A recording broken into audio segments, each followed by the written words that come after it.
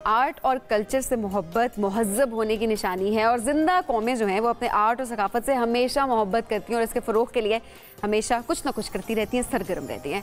हमारे मुल्क में ये ज़िम्मेदारी अगर देखा जाए तो आर्ट्स काउंसिल ऑफ पाकिस्तान बहुत ऐसे तरीके से अंजाम दे रहा है जो मुख्तलिफ तकरीबात सजाता है, हमेशा वर्कशॉप्स होती हैं, नुमाइशें की जाती हैं, उसके ज़रिए आर्ट और मुल्क की सकाफ़त के फ़रोग़ के लिए हमेशा ये लोग कोशिश रहते हैं। और सिलसिले में सदर जो है arts council of Pakistan Karachi के मोहम्मद अहमद शाह, उनकी खिदमात नाकाबिले फरामोश हैं, जिनके सिले में उन्हें गुज़िश्ता रोज़ यौम पाकिस्तान के मौके पर हिलाल इम्तियाज़ से भी नवाजा गया है। मोहम्मद अहमद शाह साहब इस वक्त हमारे साथ मौजूद हैं।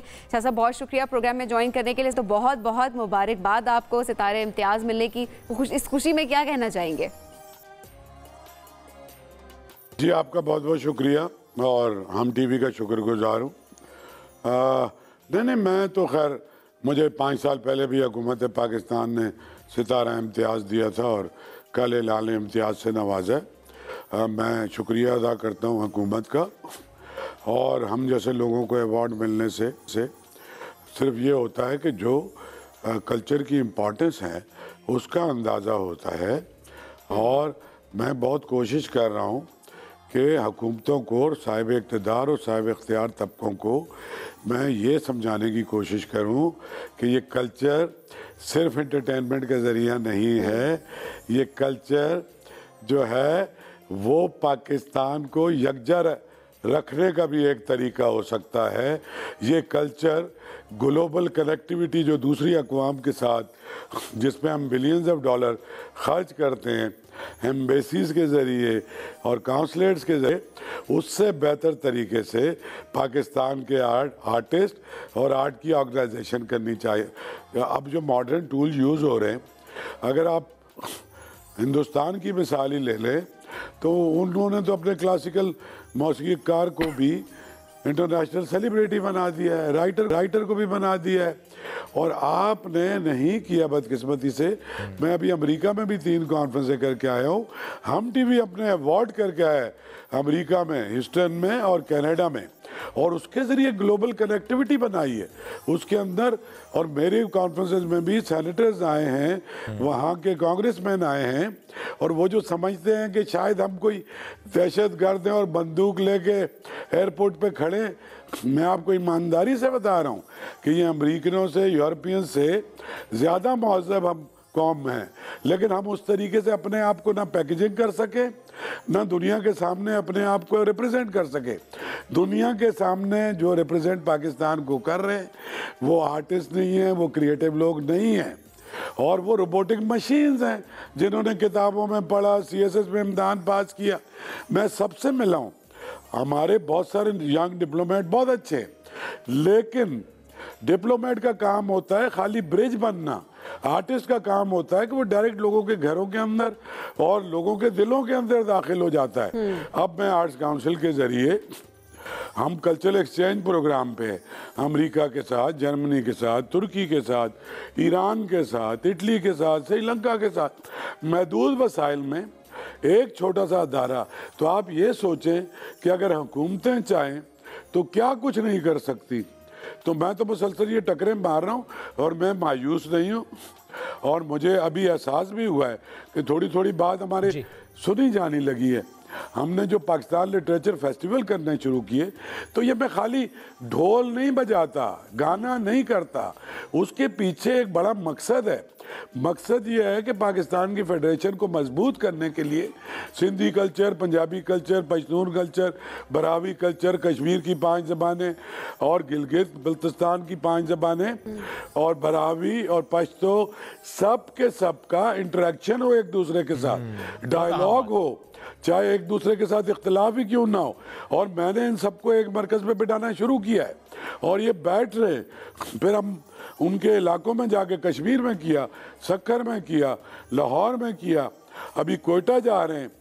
तो ये और ज़ाहिर इससे बहुत सी फॉल्ट लाइंस खत्म हो जाती हैं। बहुत अहम बात आप करें, चूँकि ज़ाहिर ये हो भी रहा है, ज़्यादा होना भी चाहिए।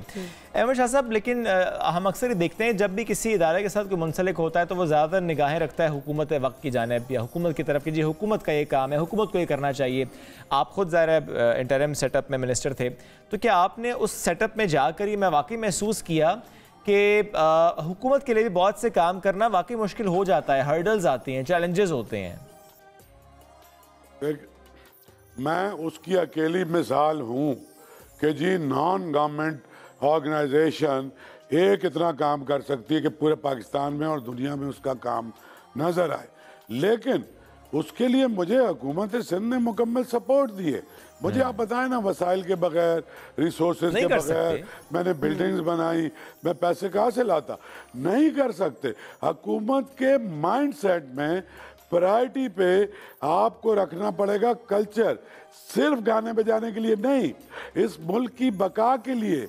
जैसे हमारा सिपाही मोर्चे पे लड़ रहा है ना, इसी तरह का सिपाही इफ्तिखार आरिफ भी है, हुमायूं सईद भी है, राहत फ़तेह अली खान है, सुल्ताना सिद्दीकी है, मोमना है, दुरैद है।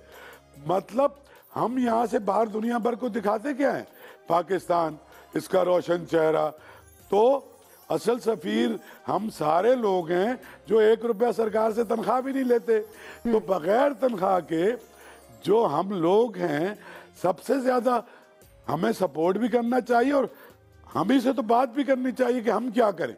हुकूमतों को हमसे पूछना चाहिए, हम उनको बताएंगे कि उन्हें क्या करना है। देखिए, कोई ब्यूरोक्रेसी उनको इस बात पे ट्रेंड नहीं करती। हमें एक इंक्लूसिव, प्लूरल, लिबरल, रोशन ख्याल सोसाइटी बैनुल अक़वाम में एक महज़्ज़ब मुआशरा कहलाने के लिए क्या करना है? क्या 76 साल में हमें समझ ही नहीं आई है? और भाई, एक मजबूत पॉलिसी बनानी है, सिर्फ पॉलिसी नहीं बनानी, उसमें पैशन होना चाहिए, डेडिकेशन होनी चाहिए, और शाह साहब इसमें भी यूथ स्पेसिफिक पॉलिसी, ज़ाहिर है ये हमारे मंशूर में तो होती है। जब सियासी जमातें शाह साहब आती हैं इलेक्शन से पहले, वो यूथ को टारगेट तो करती हैं सिर्फ वोट के लिए, लेकिन यूथ सेंट्रिक पॉलिसीज तो नहीं बनती। ज़ाहिर है पाकिस्तान की यूथ 64%, लेकिन उसका ख्याल ही किसी को नहीं है, उसको यूटिलाइज ही कोई नहीं कर रहा। देखिए, हम जहाँ भी गए, जैसे लाहौर गए 95% यूथ थी, कश्मीर गए, सक्खर गए 2 लाख नौजवान आए हुए थे सक्खर जैसी जगह पे। तो यूथ में वो हंगर है, वो अंडरस्टैंड करती है। भाई, अगर आप चाहते हैं कि आप चाहते हैं कि कोई नेगेटिव चीज़ में भी फ़र्ज़ करेंगे एंगेज ना हो, उसके लिए भी तो ज़रूरी है ना कि उनको किसी और जगह एंगेज करें पॉजिटिव चीज़ों के लिए। तो मेरे ख्याल में हम सब अगर मिल के काम करेंगे, और मैं भी एक डॉक्यूमेंट बना रहा हूँ जिसमें पाकिस्तान में जो भी साहिब इख्तियार लोग हैं उन तक पहुंचाने की कोशिश करूंगा। और उसमें मुझे ज़ाती फ़ायदा कोई भी नहीं चाहिए, ना कोई ओहदा चाहिए, बस एक मजबूत पॉलिसी चाहिए। बदकिस्मती से हमारा जो हुकूमती निज़ाम है ना, वो सिर्फ कल्चर के लिए नहीं, हर चीज़ के लिए वो निज़ाम काम नहीं कर रहा है। मैं बदकिस्मती से कह रहा हूँ। तो उस निज़ाम को, उसका जंग उतार के और उसको ग्रीस व्रीस लगा के और उसमें पाकिस्तान की मोहब्बत का तड़का लगा के, तो हमारी जो ब्यूरोक्रेसी है, हमारी जो पुरसे हैं, इनको दोबारा से एक जिंदा रोशन पाकिस्तान के लिए इनको आगे बढ़ के काम करना पड़ेगा। तनख्वाह चूँकि आप सरकार में रख लेते हैं तो काम करें ना करें तनख्वाह तो मिलनी है। तो इसके लिए इंसेंटिव बेस्ड जॉब्स होनी चाहिए कि काम करोगे तो पैसे मिलेंगे, काम नहीं करो, मतलब इनको गोल देने चाहिए सबको, सारी सरकार के अफसरों को भी, कि भाईजान ये आपके बेंचमार्क हैं, ये आपके बोनसेस हैं। अब तो सारी की सारी दुनिया जो है ना, अब पब्लिक सेक्टर और प्राइवेट सेक्टर पे चल रही है। और आपको पता है दुनिया में सबसे ज़्यादा कॉस्ट ऑफ गवर्नेंस जो है ना, बदकिस्मती से पाकिस्तान की है। कोई 17% जो टोटल पैसे हैं ना, उसका सिर्फ गवर्नमेंट चलाने पे लग जाते हैं और गवर्नमेंट नहीं चल रही है। शाह साहब, ये आपने वैसे बड़ी जबरदस्त बात की है कि आपको गोल्स देने चाहिए, गोल सेट करें, इसको हमें चलाना पड़ेगा। एग्जैक्टली, गोल सेट करने के बाद जाहिर है आप उस पे रखे के काम करेंगे। तो ये तो हर सेक्टर में होना चाहिए, प्राइवेट में तो चले पहले ही हो रहा है, गवर्नमेंट सेक्टर में भी इसी तरह से ही होना चाहिए। अच्छा शाह साहब, ऐसे में जिस तरह आपने बात की कि जाहिर है इदारों का भी काम है, आप भी काम करें कि पॉलिसी बननी चाहिए, एक स्ट्रॉन्ग पॉलिसी की इस वक्त ये वक्त की ज़रूरत है। हुकूमत को जाहिर है इस पर काम करना चाहिए, इदारे अपना काम कर रहे हैं, लेकिन एट द सेम टाइम हमारे ऊपर क्या जिम्मेदारी आयद होती है जब हम अपने कल्चर की भी बात करते हैं? आपने कल्चर एक्सचेंज प्रोग्राम्स की भी बात की है और इस तरह के इवेंट्स की भी बात की। यही है कि देखें मैंने तो कोऑर्डिनेटर का काम संभाल लिया, वो मैं अकेला तो सब कुछ नहीं कर सकता था, तो मेरे जितने दोस्त इस मुल्क में जितने स्कॉलर हैं, राइटर हैं, सिंगर हैं, उन सबको ऑन बोर्ड ले लिया है और हम सब एक, मैं अकेला नहीं हूँ, एक बिगर प्लेटफॉर्म है। फिर अमेरिका, बरतानिया, यूरोप में बसने वाले जो पाकिस्तानी ओरिजिन के लोग हैं उनको भी ऑन बोर्ड ले लिया है और उनके सामने अपनी तकरीरें वगरीरें झाड़ता रहता हूँ और उनके अंदर हमसे ज़्यादा पाकिस्तानियत है। मैं आपको सच बता रहा हूँ, ये पॉलिसियाँ बहुत अच्छी बनाई जमाल शाह साहब ने, मरियम औरंगजेब फिल्म की पॉलिसी बनी, तो भाई इम्प्लीमेंटेशन कहाँ हुई? 1-1 अरब रुपया रखा गया कि ये यंग बडिंग डायरेक्टर्स को हम फिल्में बनाएंगे पाकिस्तान के ऊपर, लेकिन काम नजर नहीं आया, बनेगी। 1 रुपया तो आज तक रिलीज नहीं हुआ। बजट में पैसे भी रखे जाते हैं, लैप्स कर जाते हैं, रिलीज नहीं होते। उसका यह है कि निज़ाम नाकारा है, उसके अंदर उसको ठीक करना पड़ेगा। बहुत सारी पॉलिसियां बना के रखी हुई, सारे मुल्क के आर्टिस्ट आए थे, फिल्म पॉलिसी बनी थी। फिल्म पॉलिसी में क्या इम्प्लीमेंटेशन? सब पॉलिसी का बन जाना, बजट मुख्तस हो जाना, फिर भी काम का ना होना, आपने कहा निज़ाम की खामी है। असल में रुकावट कौन आज होता है? वो शख्स होता है, वो इदारा होता है? आपको एक बात बताऊं ना, जी, आप 2 लोग जो जॉब कर रहे हैं हम टीवी के अंदर, अभी मॉर्निंग शो में हैं, तो आप मुझे ये बताएं कि आपके प्रोग्राम से अगर वैल्यू फॉर मनी ना निकले, हम टीवी को फायदा ना हो, तो 1 मिनट आपको रखेंगे? वो नहीं रखेंगे ना। तो ये तो हर जगह होता है शाह साहब, आप काम करते हैं तो आप जिस चीज का फायदा नहीं है उसको तो कोई भी नहीं ओन कर रहा। पर सरकार में ऐसा नहीं है ना, सरकार में नहीं है बिल्कुल भी ऐसा, बिल्कुल। और मैं कह रहा हूँ हमारे बहुत अच्छे सरकारी अफसर हैं, उनके मसला भी है, उनके ऊपर खौफ की तलवार भी लटक गई है। अभी पिछले गुज़श्ता सालों में 12 ग्रेड 15 ग्रेड का आदमी 22 ग्रेड के अफसर को, नैब का साला एक इंस्पेक्टर कहता है कि जी तुम मेरे दफ्तर आ जाओ। तो पूरी जो माइंडसेट ये बना कि यार अच्छा काम करके भी अगर कुछ जेलों में ही जाना है तो काम ना करने पे तो कोई सजा भी नहीं मिलती है। और शाह साहब एक मसला और भी है इन इदारों में, काम ही नहीं करेंगे। जो कोई काम करना चाहे उसके लिए और मुश्किलात खड़ी कर दी जाती हैं, ना उसे काम करने दिया जाता है। यस, यानी वो मामला ना कि ना खुद करेंगे ना किसी को करने देंगे, अगला क्रेडिट ले जाएगा। दूसरी एक बात वो ये है कि पाकिस्तान में कुछ चीज़ों पे कंटिन्यूटी होनी चाहिए पॉलिसीज़ में, चाहे ए पार्टी की हुकूमत हो, बी पार्टी की हुकूमत हो, सी पार्टी की हुकूमत।